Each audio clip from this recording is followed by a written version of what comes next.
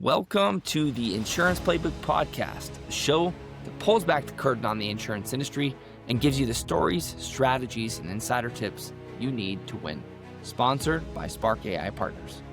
Now, today, we have a special guest who has one mission: protection. From football to finance, and from guarding quarterbacks on the field to guarding families' futures, Eddie Grant brings the same grit and focus you'd expect from an NFL player to finance. In this episode, he reveals the hidden flaws of 401ks, why guarantees matter more than hypotheticals, and how the right protection can create lasting wealth. We're happy that he's on, and we're glad that you're here. Now, Ed, we're super happy to have you on here. I've enjoyed our discussion here before the podcast as well. A really interesting guy. Let's start off with what everybody wants to know. How does an NFL football player go from smashing helmets to now being involved in insurance and finance? Well, thank you for having me on. I greatly appreciate it. It's an honor to be here. As you can probably tell, I was not a running back or a receiver, right? Is that why they call you Big Ed? Yeah, that's something like that. I was an offensive lineman all my life. I got tied into Mike Webster of the Steelers real early in life. And for some reason, I didn't want to be the guy scoring touchdowns. I wanted to be that big, nasty, ugly guy up front that says to the other big, ugly, nasty guys up front, do whatever you want, but you're not getting to my quarterback. You're not going to touch my running back. Okay, good luck. So if you think about what was my job as an offensive lineman? Protect the quarterback, right? What's my job now? Protect your money. Protect your clients. Exactly. Protect your clients. So this whole, my family's originally from Scotland and England. There's from the Scottish side, there's a large Viking influence. So that scraggly Viking berserker with the long beard and the big shield and the big battle axe, protecting people has always kind of been in my blood. I view myself that way. I certainly hope my family views me that way, but it was a natural marriage with finance and especially insurance on how do you protect people at any point in their timeline on their way to a financial future. You've heard the stories of tragedy and woe. Okay? That whole train wreck theory of people love to hear the bad stories. There are an awful lot of good ones out there. And when you start to research the good stories, how did this story turn out so well? Well, my father got sick early, but he had this policy that paid him if he got sick. So we didn't lose any money and our family was able to stay in the house and the kids were able to go to college. Or my mom passed away. We had insurance on her and that money really came in and took care of the family. I lost my stepdad 2 years ago and he had a insurance policy that he was paying through the nose for. But he knew that my mom would need that money. And since I'm the executor of her trust, we've used that money to protect her, take care of her, let her live, and let her do the things that she wants to do. So there's so many more good stories out there when it comes to making the right financial decisions, but it's all based around protection. Now, it's not just protection. You can have protection and growth and access to money through the protection component. And not a lot of people know that. And that's largely what I'd really love to get out in some of our marketing stuff and through this podcast. Absolutely. So in that same vein, we were talking about case, right? The majority of people work a 9 to 5. Their company sets them up on a 401k. They say, if they're lucky, they match it, right? You contribute, we'll contribute. And it seems like free money for people contributing to a 401k. What are the things that you would love people to understand about a 401k and what other options are there, whether they're still in the workforce or they're now retiring? What do you recommend? Well, you and I talked previously, trips to Montana and living out in the bush. If you've got to chop down a tree and you've got a really nice crossbow, you're out of luck. How is that particular tool going to be used in the circumstance that you want to use it for? People need to ask themselves, what rules do 401ks, investment products in general, what rules do they play by? 401ks deferred to 59 and a half, 10% penalty if you need your own money earlier. You've got a maximum 4% distribution if you're going to use that in perpetuity. Okay. Well, $1 million, what's 4%? 40 grand. If it's an K rolled into an IRA, minus your taxes now, that's 30 grand a year out of $1 million you're going to be able to get. That's not the information they give people, young people, especially signing up for 401ks. Who carries the risk of earning in the 401k? The client does, the employee.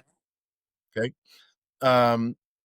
So that little piece of information, how is your asset going to be used at a time when you need it most? I tell my boss all the time, when you stop putting money in and you start taking money out, we could call that retirement if you want, but not everybody fully retires. They'll get an online job or working from home or a little side gig.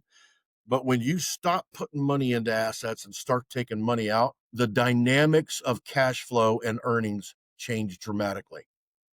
Mm-hmm. If you're taking out 5% and you have a negative 5% return, that's a 10% hit on that asset in 1 year.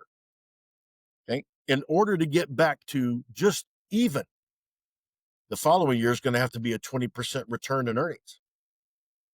Not going to happen. So you've got this dwindling bucket of money that's at risk, and you're limited to 4% withdrawals. You tell that to people going in and they're like, well, maybe they are going to be matching. Okay, fine. Then let's participate in your 401k up to the match only. We'll take advantage of the free money they're dropping in, and then we'll retitle your money, revert Roth conversion down the road, and turn it into something where the government's not standing there right between you and your pocket going, give us our cut. Right.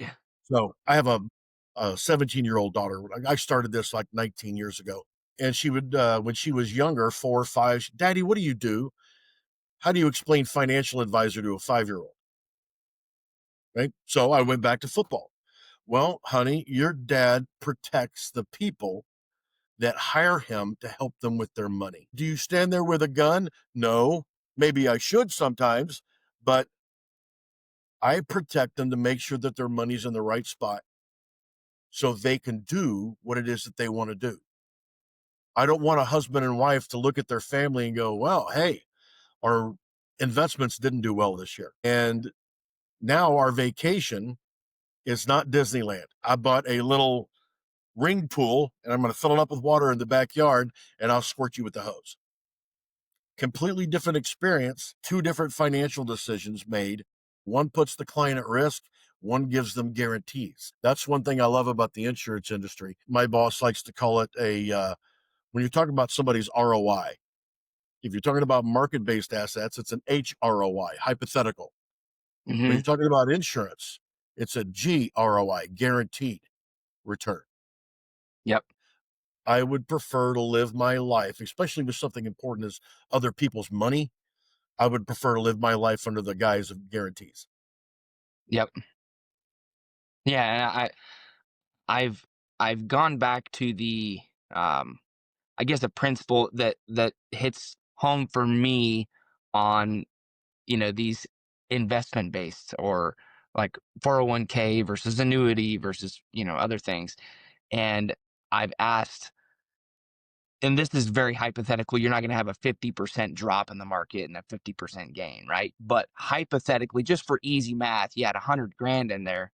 And if you asked, when I've asked people, if you had a 50% drop in the market and then the following year you had a 50% gain and you had 100 grand in there, where does that leave you? And almost, there you go. But Almost what's the everybody, 2-year average? what? 2-year average is 0, but you're down 25 grand. Right. Almost everybody thinks though, well, if it's a 50% drop gain, I'm going to be at 100 grand, right? Gain, loss. But the gains are off of now you're lost. Now you do that same example with $1 million. Take $1 million. You take 5% out of as a withdrawal. Market has a negative 10% return that year. That's a 15% hit on that account 1 year. What's year 2 return got to be just to get you back to the average? 30. Yeah. Not going to happen. That's the fluid dynamics of calculating values. When you stop putting money in, you start taking money out. That's when the dynamic changes. So, and it may be hard for people to understand, but we're talking about a zero floor for most of your products, right? Yes. Yeah. So you'll never lose. You lock in, you don't lose, but you do get the upsides of the market. How in the world can a carrier or company make those kinds of guarantees? When I talk to annuities, which is largely what we're talking about right now, don't Sure. get me wrong, I love annuities.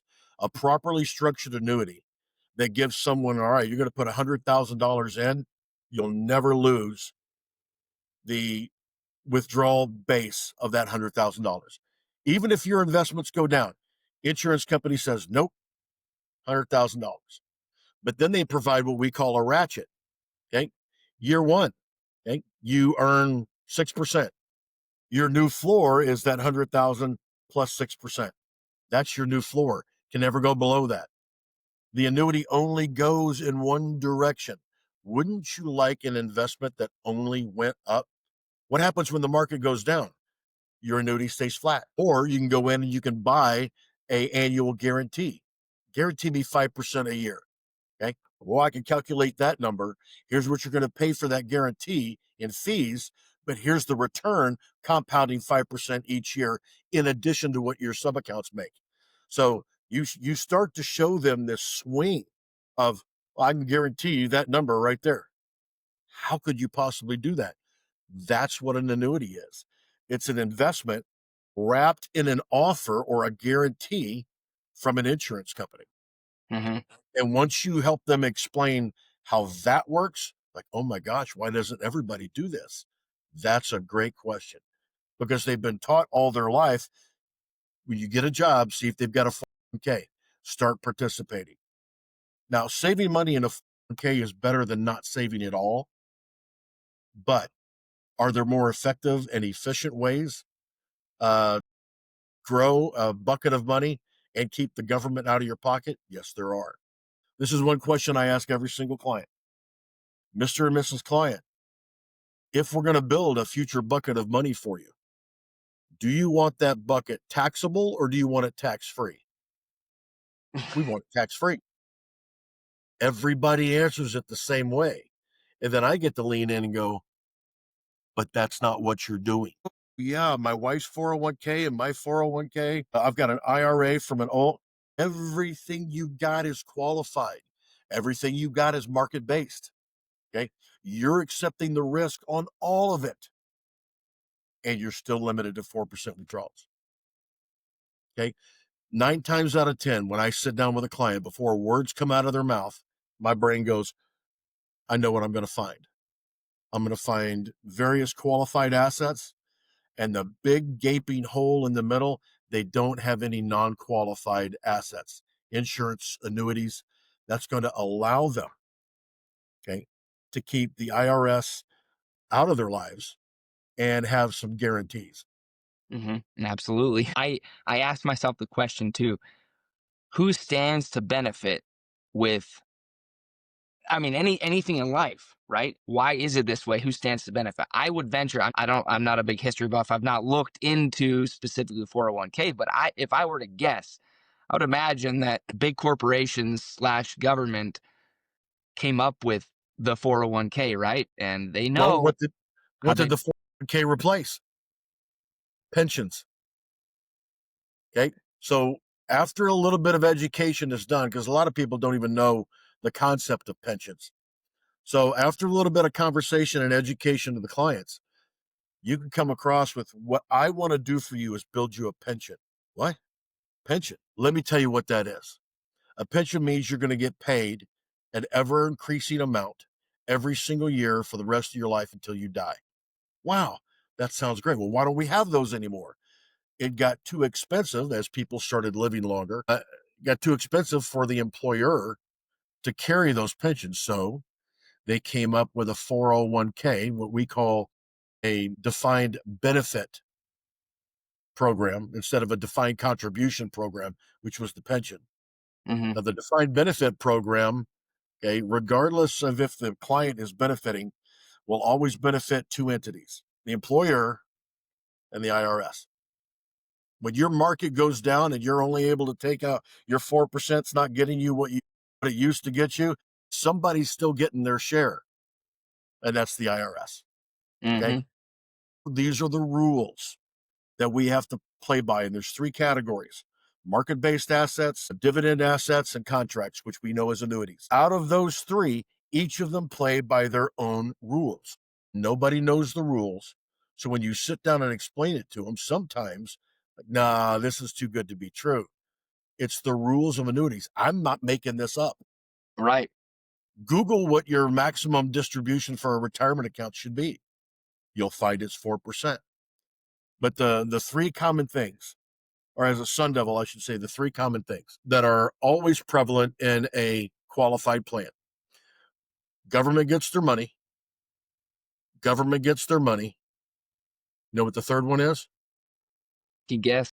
Government gets their money. You're carrying the risk.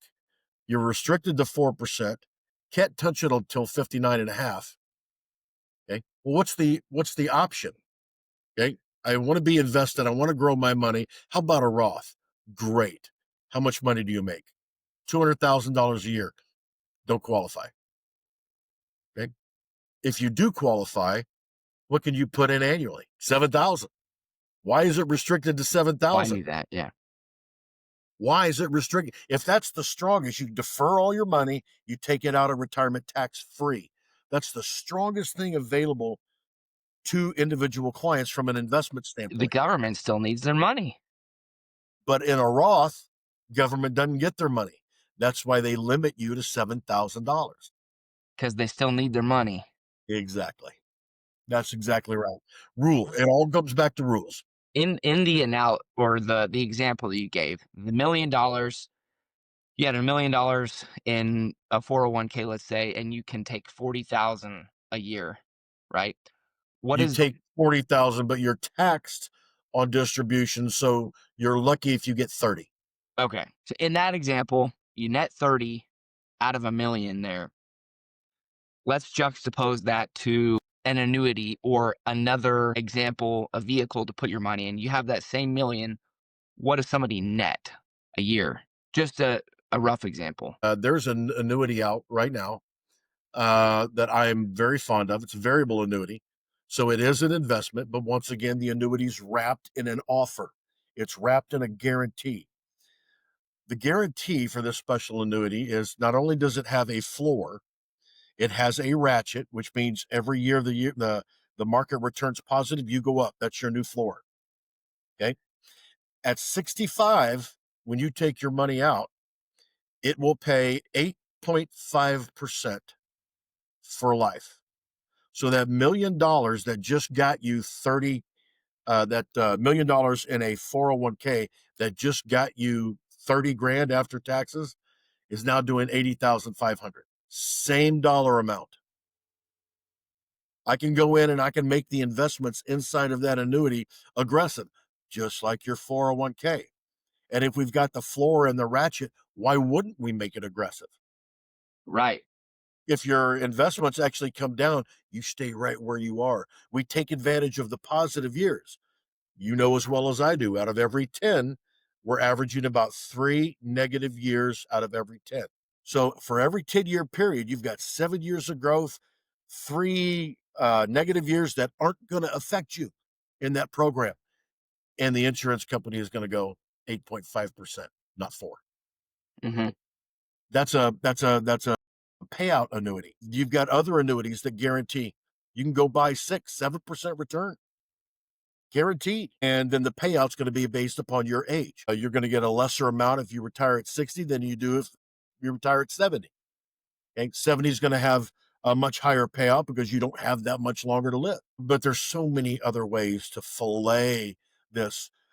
bucket of money at the end of my working careers rather than risking it in a market-based asset restricted to 4%, can't touch it until 59.5 without any of the guarantees.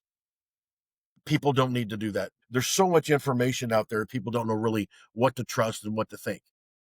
Hmm. So sitting down, having that conversation and letting them know that, boys and girls, these are not my rules. These are rules set up out there that we have to play by. Now, we always play by the rules. But if I could put my clients in something that keeps more money in their pocket rather than giving that to the IRS, that's what I'm going to do. Absolutely. I think we have to be creative and not do if you do what everybody else is doing, you're going to get what everybody else is getting. Right? Well said. Nothing changes, then nothing changes. Yeah, I've always wanted, sit there when the light comes on during the conversation with my clients. They're like, so we don't have to do that? No. I always want to grab my football helmet and put it on them and sit there and be like, you're welcome. You're my quarterback now. I won't Yeah. let anything touch you. Yeah. I loved when I was on with Ruben. He said, you know what's my favorite? When the market takes a dump and, all my The phone people in calls. marketplace, other financial advisors, they're getting calls. They're not even answering them because they're inundated with all these calls and upset people. You know how many calls I get? Zero, None. Zero. because of the guarantees. Yes. Yeah.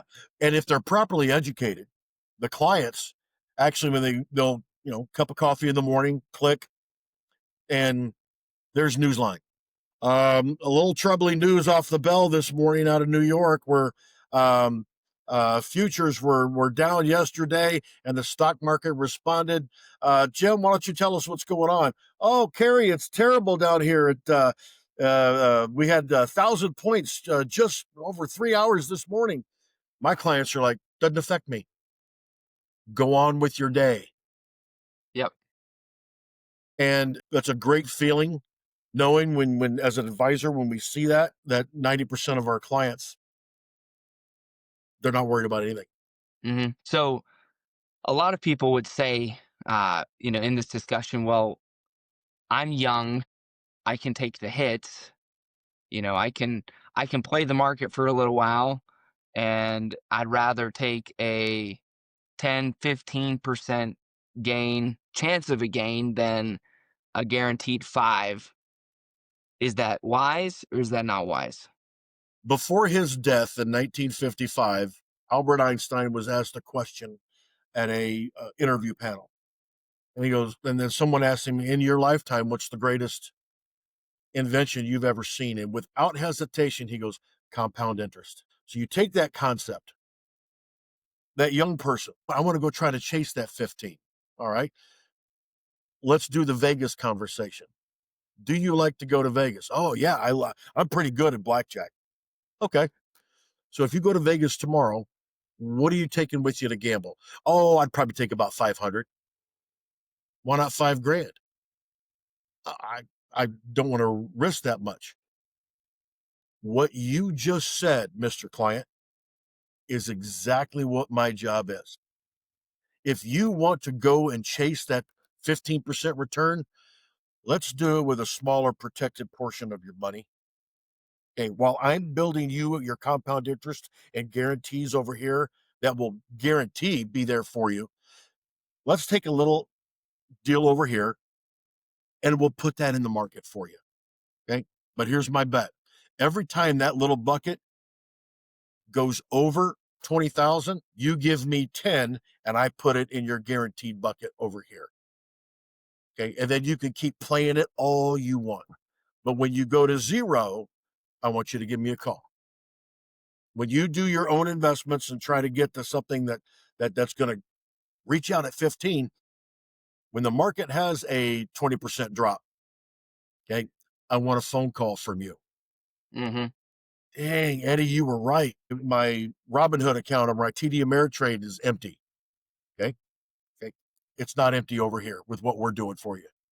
Mm-hmm. You're still on track. You're still doing exactly what you want to do. Now, younger people do have time to ride out the market. So in their portfolios, their investment portfolios, they are a little bit more aggressive than, say, a 58, 62-year-old person would be. But if you take a look, listen to that concept, if the younger person would allow me and people that do what I do to start compound interest, you wouldn't need the 15% return. If you're 32 and you like that action, that's going after that 15%, let me show you what compound interest in this will do at no risk. And by the way, you've got access to your money at any time with no penalty. Okay. A lot of people don't know what non-direct recognition is. You've got a investment account with $100,000. If you take $50,000 out of that investment account, what's left? So you said how much do they have? 100,000. You take 50,000 out. You got 50,000. That's direct recognition. Mm-hmm. In some of the assets that we use, if you have $100,000 in cash in there earning you a dividend, and you take 50,000 out, what's left? Idea. 100,000. Non-direct recognition. It's like taking a cup of water out of the ocean. They don't see it. They don't recognize it. They will leave all $100,000 of earning assets in that account and let you earn dividends off that every year, even if you're taking much more. Like borrowing? That is a loan on a insurance policy that would allow you to take money out of it, and you've got all your life to pay it back. And the only reason you'd pay it back is so you could take it out again later. But there's no penalty. There's no taxation.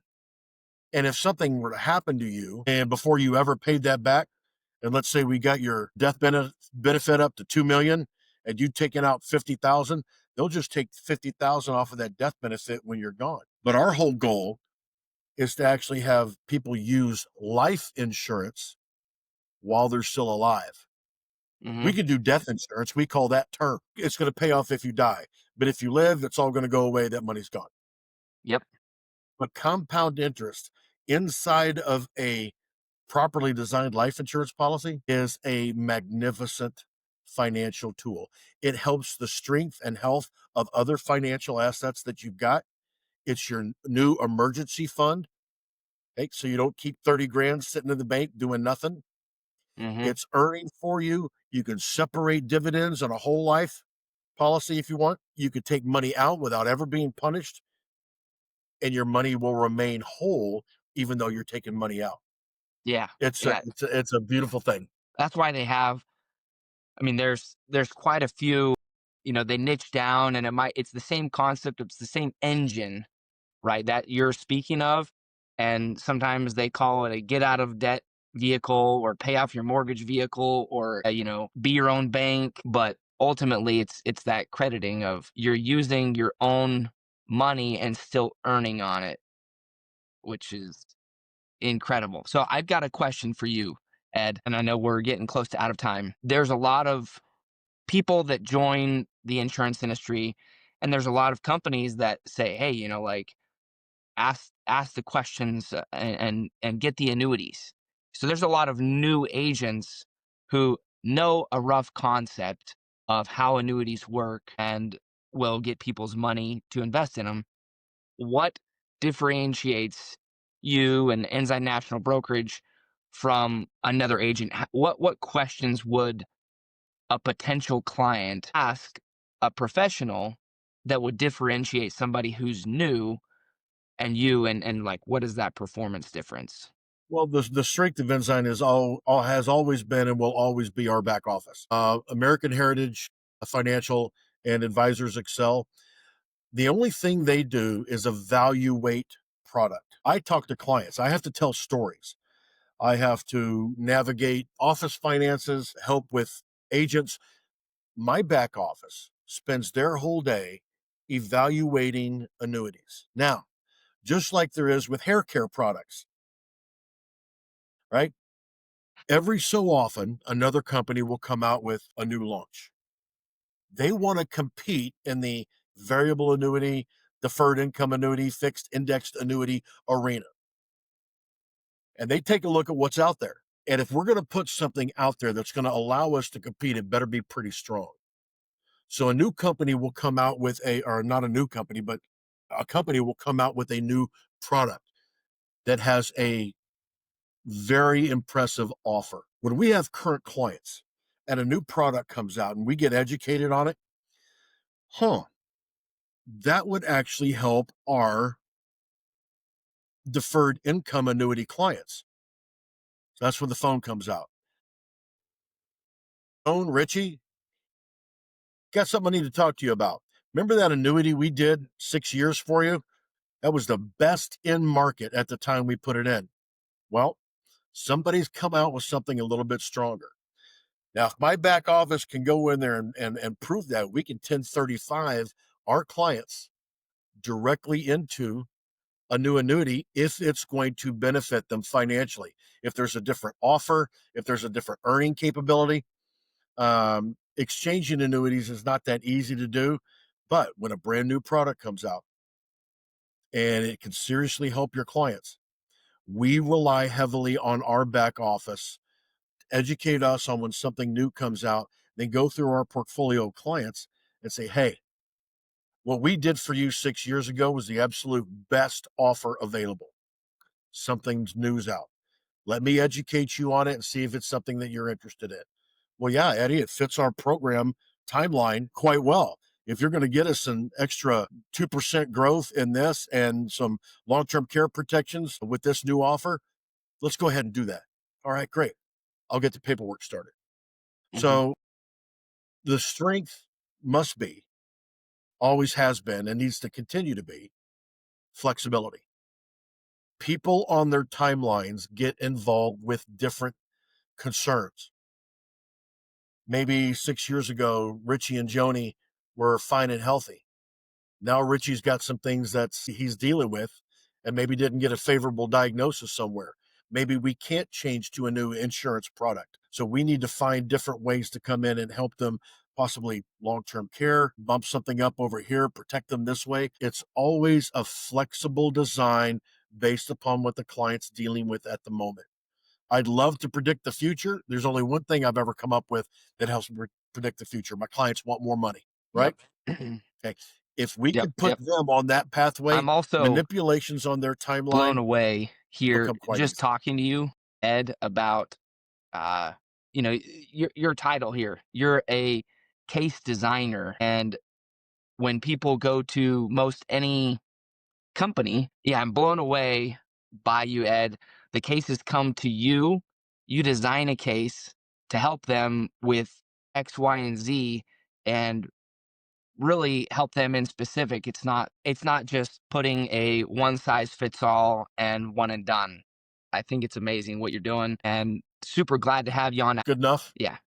So Continue. one last question for you, Ed, and I love asking this. If you had a magic wand that could solve the biggest issues that you face, and you could point it at it and poof, that would be gone, what would you point that magic wand at to solve?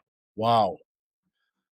Great question. It would have to be my client's understanding of what the rules are with assets. If the clients knew that, we could avoid 90% of the problems we see with people, especially later on their timeline, coming in and wanting to make corrections. My son needs help. Well, Ruben likes to call these the what ifs. Okay.